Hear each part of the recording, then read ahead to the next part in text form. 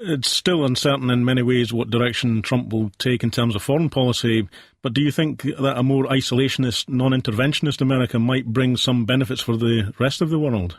Yeah, I think certainly. Clinton in the Middle East and Clinton in Russia in particular would have been disastrous. There's no question about getting away from that. But Clinton, for all our kind of hawkishness with Russia and our hawkishness in the Middle East, she is constrained by the bounds of sanity and basic statecraft, so she would maybe be a very hard line, but she would eventually, I think she would be kind of, there would be some brinkmanship kind of sort of deployed and all that, but I think she would be a kind of, ultimately, possibly be a safer pair of hands, but it's very, very hard to say because she was a very dangerous person in foreign policy.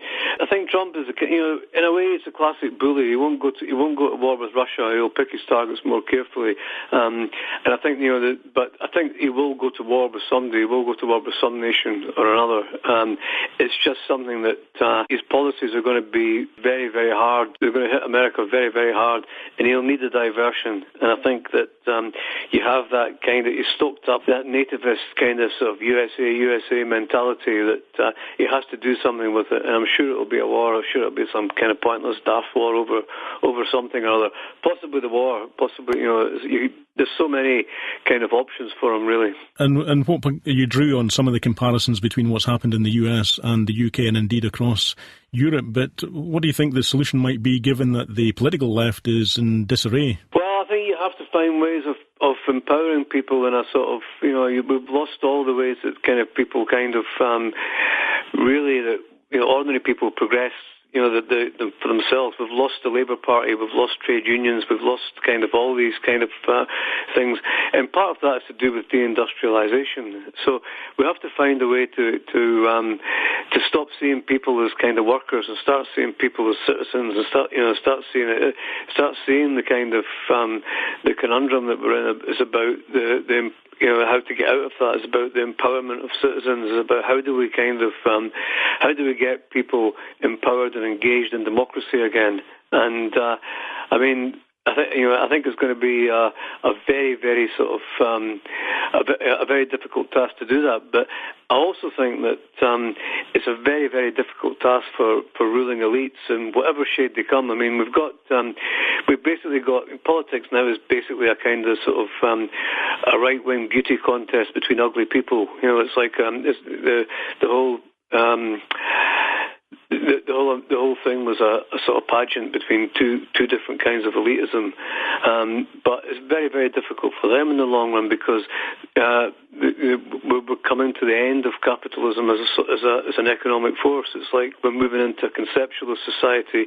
The stuff that we're producing, now we're not producing physical goods. Now we're reliant on a consumerism that's kind of that's running down, it's shackled by debt. We're suffering from debt deflation, and we can't spend our way out of it because our tax base is so limited. So the social democratic kind of route is closing down as well.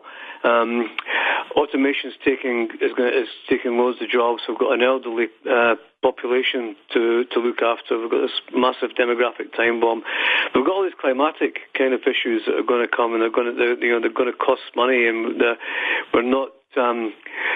If we have kind of sort of rogue states that are just saying, well, the planet is there to be exploited, let's continue to rape it, then we'll have to address all these issues like kind of like floods and disasters and calamities, and that's going to be costly as well, and it's going to be costly to the human race in the long run because we're not going to survive. But in the short term, it's going to take a lot of money to kind of build massive. If you're building a wall in Mexico, what's the next thing you do? You build a massive dike all the way around Florida. So all these things have got to be taken into account, and it's going to be very, very hard for politicians of any shade to do anything. And the lesson is that as citizens, we can't rely on politicians. We can't have a rescue fantasy that this billionaire is going to save the day.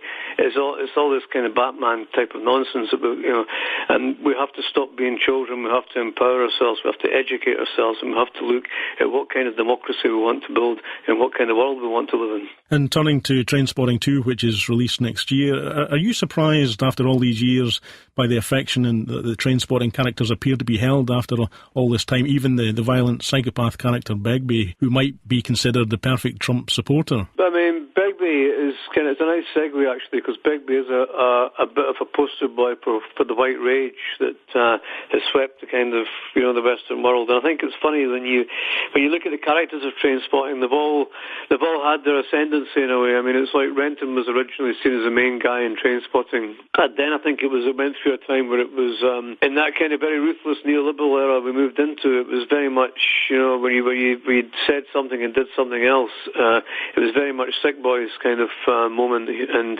now we're in the era of white rage. I think it's kind of Begbie's sort of place in the sun, unfortunately. Well, Irvine Welsh, thank you very much for joining us on Radio Sputnik today, and all the best with the forthcoming film.